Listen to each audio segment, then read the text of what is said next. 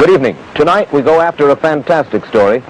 The story that flying saucers from other worlds are visiting our planet, just as we are exploring outer space with our own rocket satellites. Our guest is former Marine Air Corps Major Donald Keyhoe, who has the support of scores of prominent businessmen, military men, and some scientists in his campaign to prove that flying saucers exist.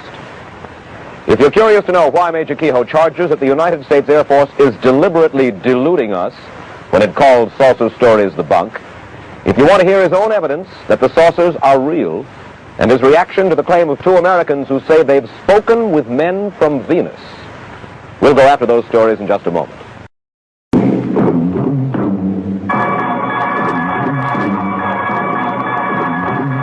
The Mike Wallace Interview. And now to our story. Major Donald Keyhoe is the director of the National Investigations Committee on Aerial Phenomena. As head of this private group interested in flying saucers, he's repeatedly attacked the United States Air Force and others for claiming that flying saucers are apparently flights of fancy and not flights by Martians or men from the moon. Independent surveys show that millions of Americans do share his belief in these celestial saucers. Major Keyhoe, first of all, let me ask you this. Most people in the United States, in spite of the fact that I say that millions do believe, I think you will agree that most people in the United States don't believe in flying saucers from outer space. They probably hold the view of columnist Bob Considine, who wrote that flying saucers are products of, for the most part, quote, pranksters, half-wits, cranks, publicity hounds, fanatics in general, and screwballs, end quote. How do you feel about Mr. Considine's charge?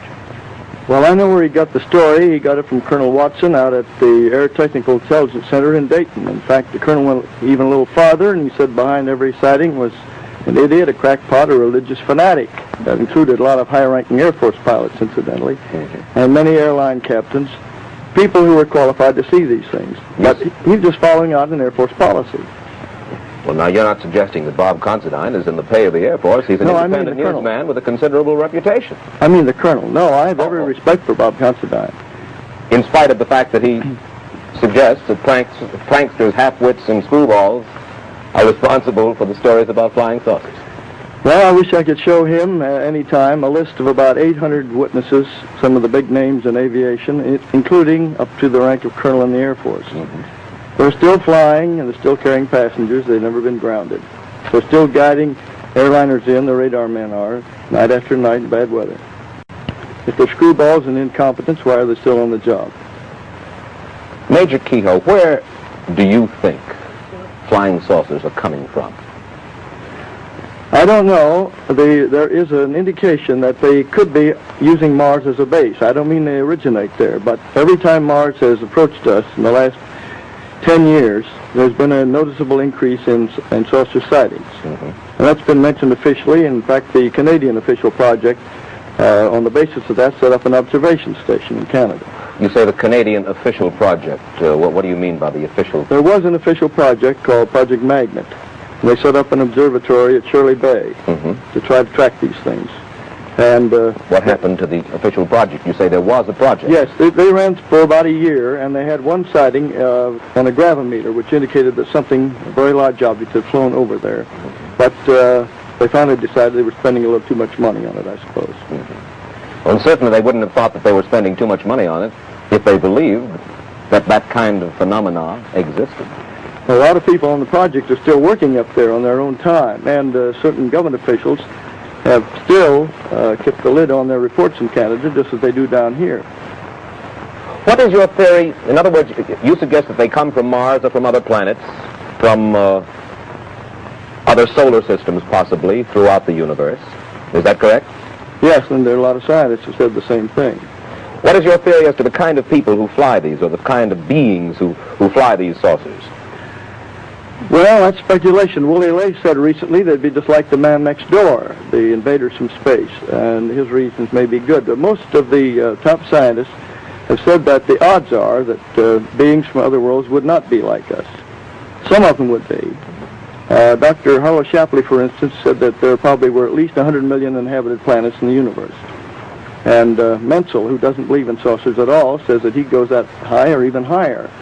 And among those, they must be, by the law of averages, a certain number of planets that would be like the Earth. And if evolution started at the same time, why, you might have the same type of being.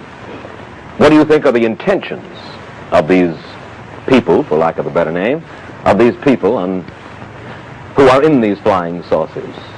Well, there's been no evidence of any hostility. During the last 10 years, what we call the modern phase. There have been sightings before then. There have been some accidents, Air Force pilots chasing these things. Captain Mantell was killed chasing one in 48, and 2 pilots disappeared chasing one in 53 over Lake Superior. But I think those were just accidents. Just accidents.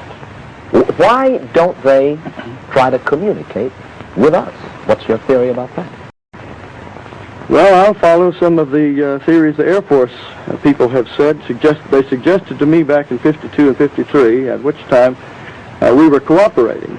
I had a lot of very good friends in the Air Force at that time. The policy was to give out the information. They were about to tell the people everything they had.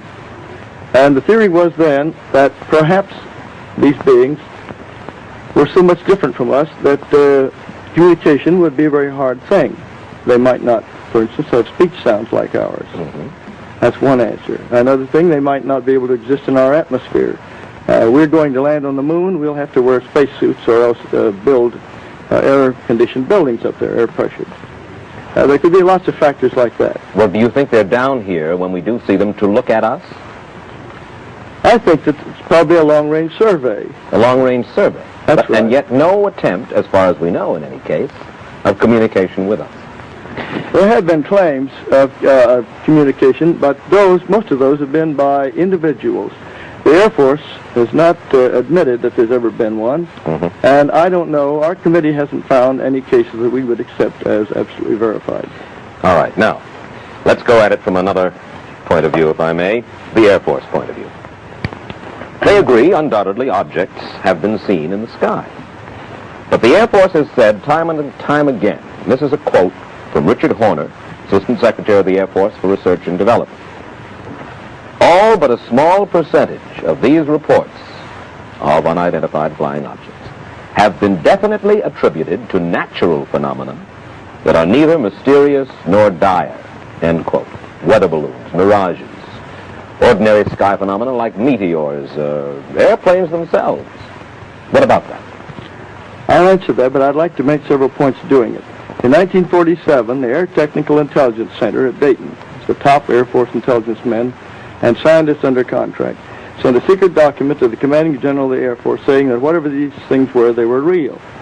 In 1948, ATIC, the same group, sent a top secret estimate to the commanding general, Hoyt Vandenberg, said these were interplanetary spaceships.